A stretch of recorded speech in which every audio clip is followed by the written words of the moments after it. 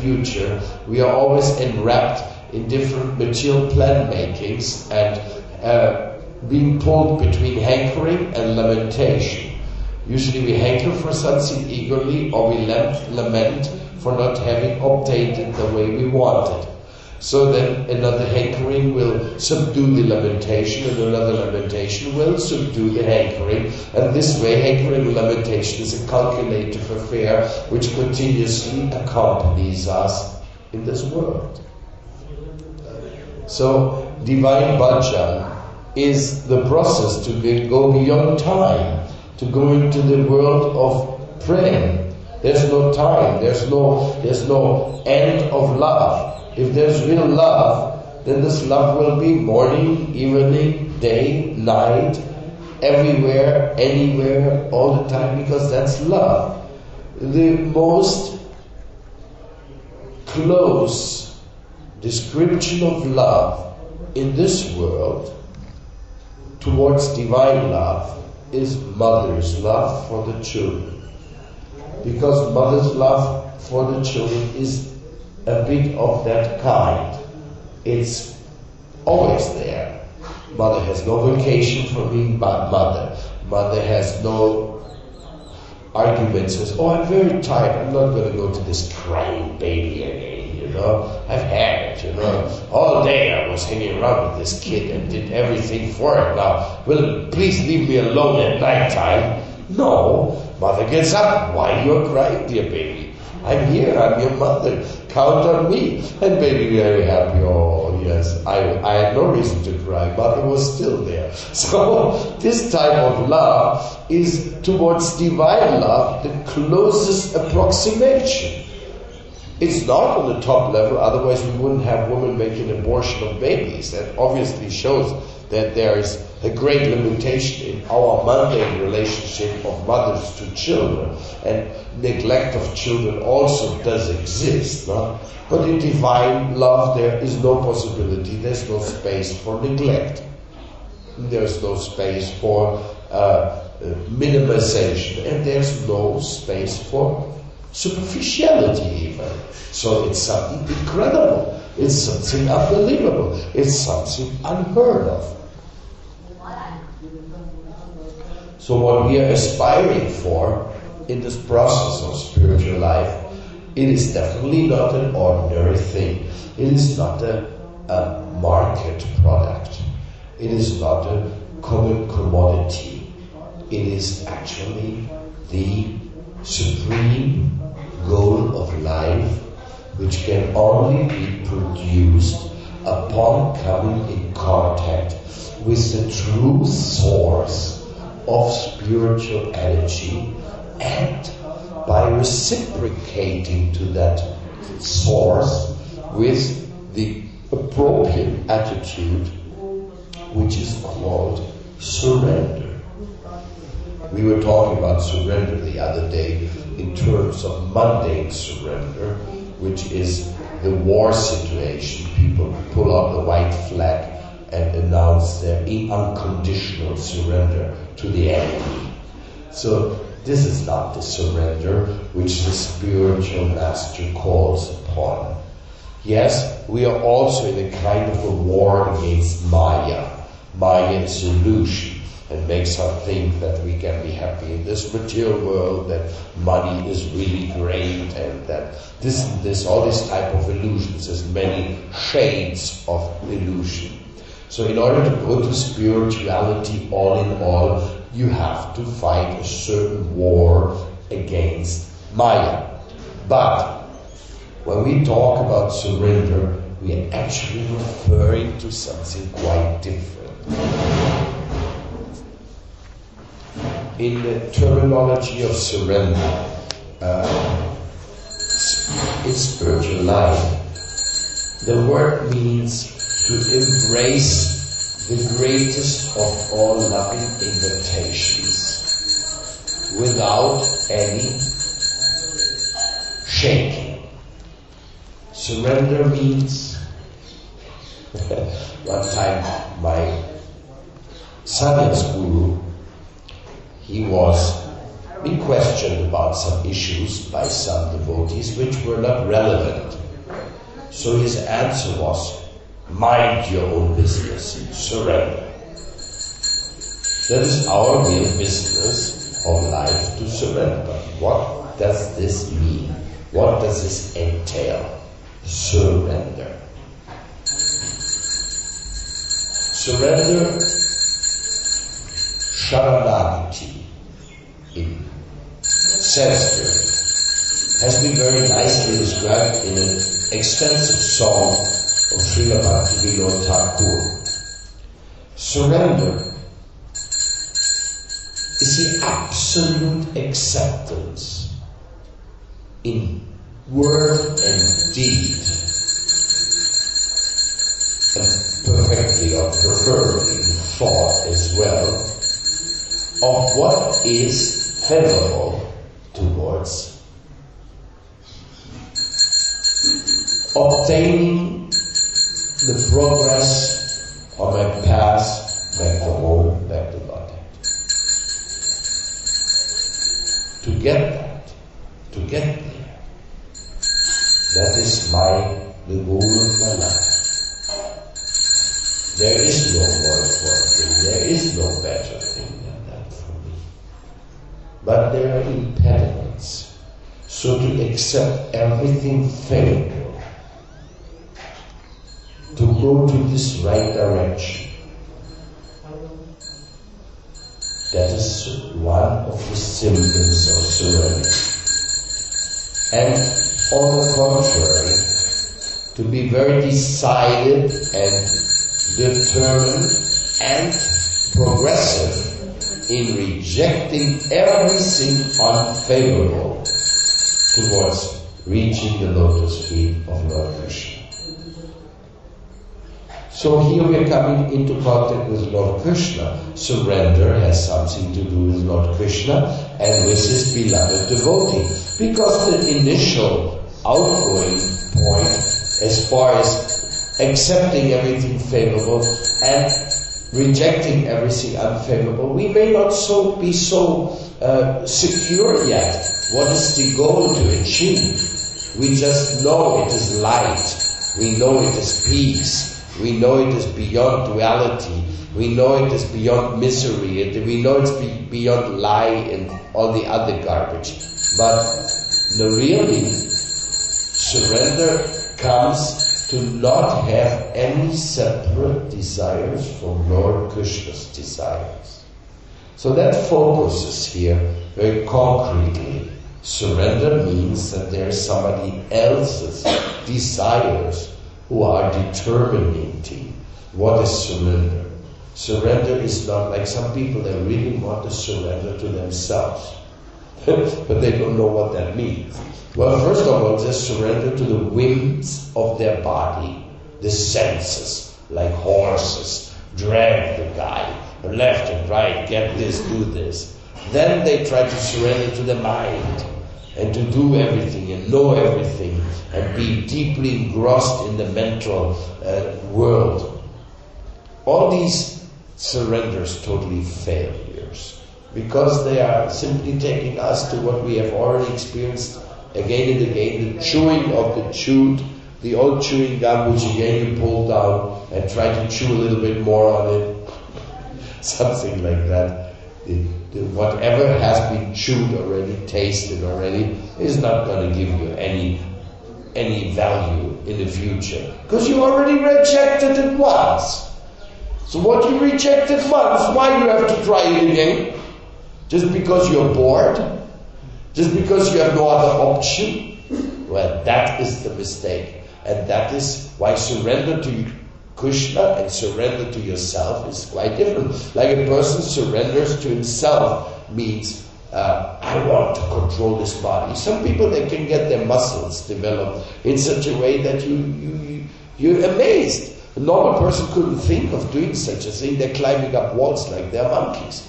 and they're doing fine, they're hanging around in the rocks and doing all this stuff. Another person, in other words, we can submit this body and mind to a certain surrender. I mean, I've met people who actually memorized an entire telephone book of a big city like New York, They memorized the telephone book. You could tell them any name and then they would give you the number and the street where the guy lived.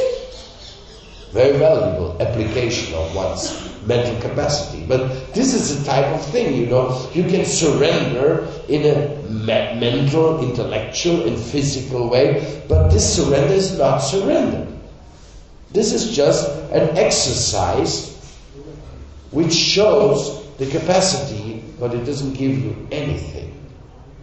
But surrender means not to have separate desires from Lord Krishna's desires. That is the qualification of surrender. Instead of putting your desire in the forefront, you have to consider the sweet will of Krishna. What's the sweet will of Krishna for me, for my relationships, for my work, for my resources, for anything and everything having to do with me? What is the relationship of Lord Krishna, or the wish of Lord Krishna for that? That we should accept wholeheartedly. Then we can talk about surrender.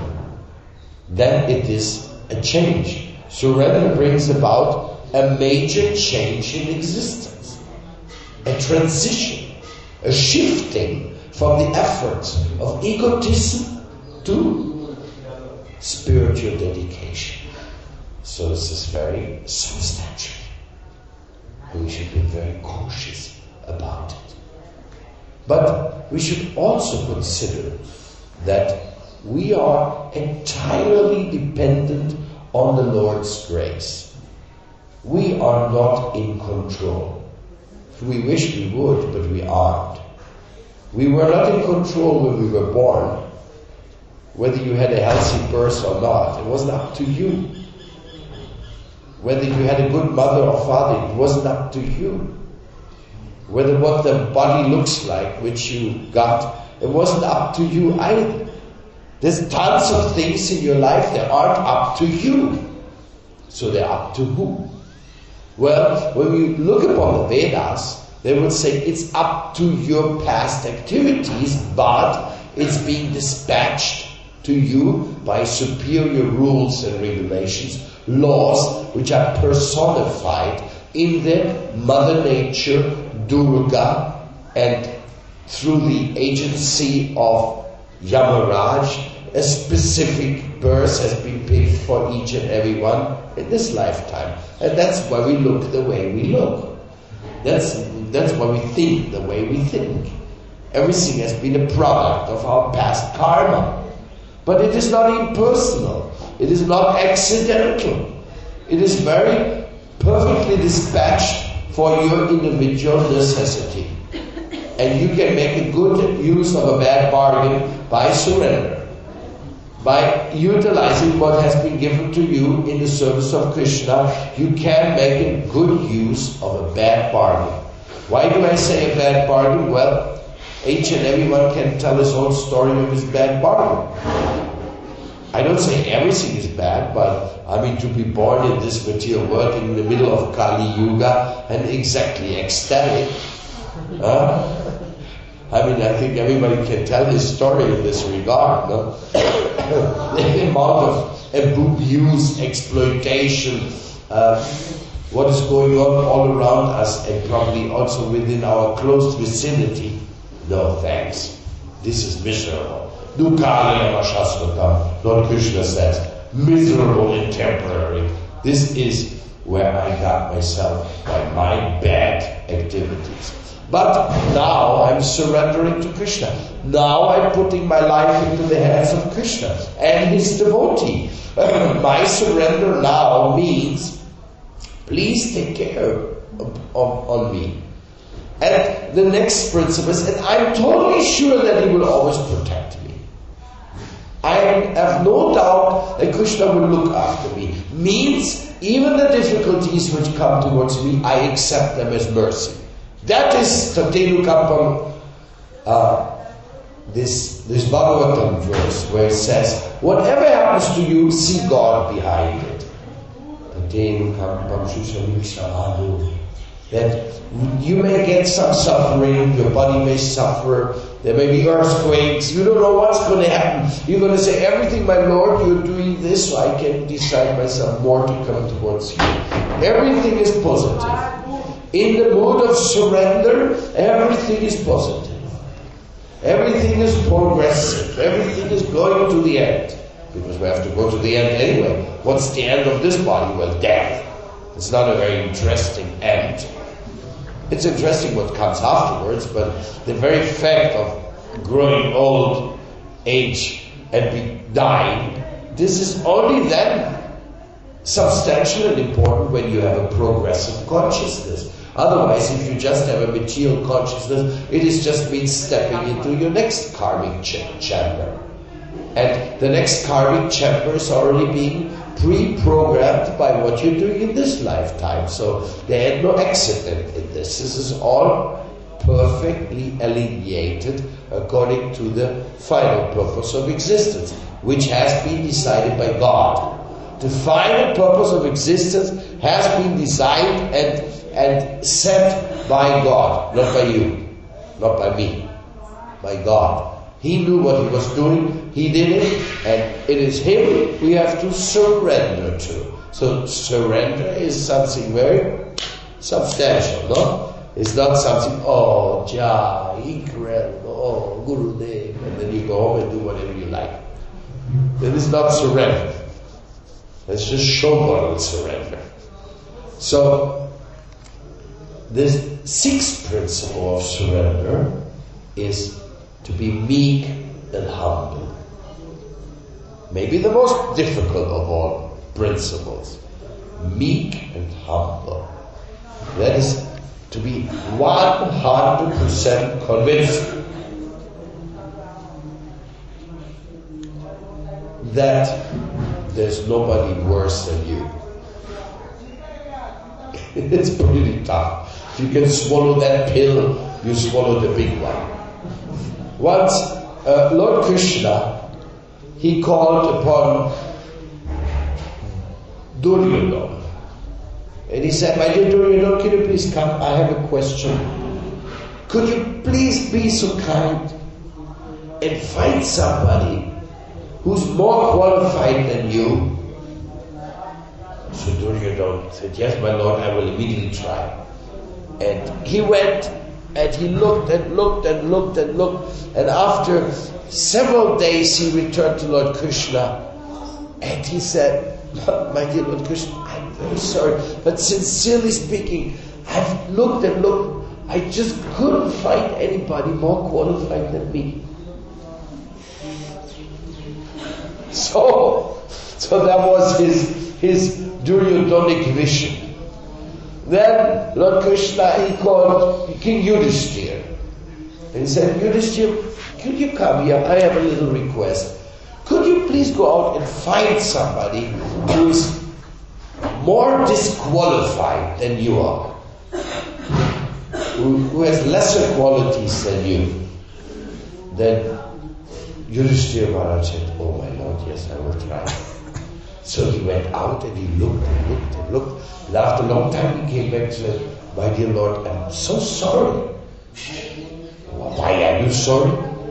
I could not find anybody more disqualified than myself. I am thinking I'm the most disqualified, definitely. Oh, Lord Krishna said, very nice. I like the Yudhishthiric vision. So which one of the two systems you subscribe to? The Duryodhanic vision or the Yudhishthiric vision? And Duryodhana could not find anybody who had any better quality than him. And Yudhishthira couldn't find anybody who was more disqualified than him. So that is called diametrically opposed. That is called Daivik and Ashuric.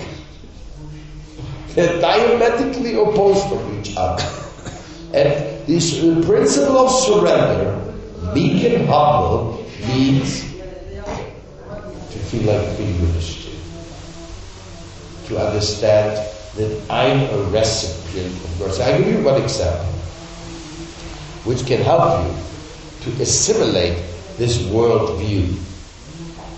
And that is, we are all a bit proud in this world, but before one fact, we are all the same. We are all maintained.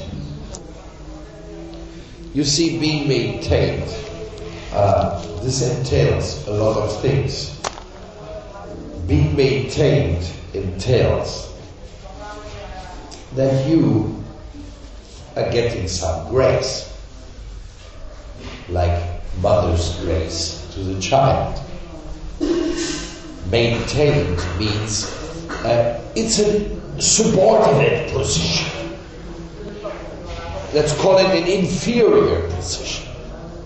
The one who is being maintained is inferior to the one who is maintaining him. And we are all a bunch of maintained people. So we are all inferior, but we do not want to recognize it. We say no. This is the course of nature. Actually, nature is subservient to me. Nature is just supplying to me what it ought to supply. And I am in charge. I can lord it over. I am the Veni Vidi Vinci. I see, I conquered. I went. I'm the Lord of all. I survey. I look at the moon. I say, this is my moon. Hey, you watch it. It's my moon. I looked first. So it's like that. Anything we see, it's mine. I'm in control. This is an audacity. This is the way how when the white guys went to America, one of the most embarrassing aspects of history, they would stack their claims as far as they could see. They would say, well, from here to that mountain over there, in the end, that's my area now. So if you want to get some, go somewhere else, but not here. So, and that's how finally they ended up saying, oh, we are the owners of this country, because anybody who was in between the mountain here, they were now their private property, whether human or beast or anything. So this audacity of thinking that others are under your control, this is the exact opposition to meekness and humbleness. And it is not accepted, because all you are is a maintained guy. And you better figure out who is maintaining you. Because if you are being maintained and you don't care who maintains you, you never say even thank you. You don't ask what commitment is coming towards me along with being maintained. You never ask those questions. So you have a mentality which is like very, very ignorant, to say it in a very soft way. You can say other words like you are ungrateful, you have a mentality which is absolutely unrealistic. It's a kind of a madness to be maintained and not to understand somebody is maintaining me. Why is he maintaining me? Why does he have so much concern with me that he keeps me alive? What is the purpose behind that? So surrender means to be meek and humble and to consider yourself the least qualified of all. And as you consider yourself this way, you are entering into the negative section. Now that's a very tricky thing what I'm explaining right now. If you can understand that, it will be very beneficial for you. When you position yourself in the negative section, then all you'll acquire from there onwards is positive. If you position yourself in the positive section, all you acquire from there on is negative. So therefore the saying of Jesus Christ, the last one will be the first one, and the first one will be the last one. So it's like that. The more you push yourself forward, the more degraded you become. And the more you are ready to support and humbly serve, then the more quality you actually accumulate. So we are in this contradictory field. We always think, hey, I gotta be the first. Hey, I gotta make the show. Hey, don't forget me. And what about doing something practical, congenial to the situation? No, I'm not ready. I'm not interested. So, in this way, the material world is giving us the example that we can be so far away from the reality and still we are proud of it. This is dangerous. The mundane world, that's why Srila Prabhupada called the universities the slaughterhouses of the soul. Because they're making the certified ego that you are a very qualified man in this world even though you don't know anything. And then you live with that for the rest of your life. Like with, I have a certificate, I'm a PhD, I'm this, I'm that. But what do you know about where you come from? What do you know about the one who maintains you? What do you know about the purpose of life or the purpose of this world? Well, nothing. I didn't study that. So that means you don't know. It means you are not anything qualified. You're just disqualified. And that is very dangerous. To think yourself qualified when you're actually disqualified is the worst thing which can happen to you. So therefore, the devotee, he should be always humble and he should think, my Lord, what is it what you wish me to do? What is it what you wish me to learn? Like, then you're eager to acquire certain virtues and values. Yes, you will only want to acquire positive assessments when you feel that your negative situation is unbearable. You only make an effort for change when you realize what my present condition is, I cannot go on tolerating it. So the negative feeling becomes a positive impulse, to put it like a little bit more mechanical. Like Albert Einstein said, there is no problem. A problem is a benediction in disguise, because you cannot solve any problem in the same consciousness in which you created that problem. So therefore a problem gives you this obligation to raise to a higher level of consciousness so that you can tackle the problem. So then is the problem a problem, or is the problem a benediction? It's a help. So if you look upon life this way, then everything is great. You have no more reasons to lament. Just go ahead. Armed with the sword of knowledge, Krishna says to Arjuna, go and fight against illusion. And that is what our spiritual masters did. They fought against illusion. They gave their whole effort so that everybody can become a devotee of the Supreme Maintainer. We worship Krishna because He maintains everyone. But wait a second, not just because He maintains, also, or more so, because He loves everyone. He's love personified.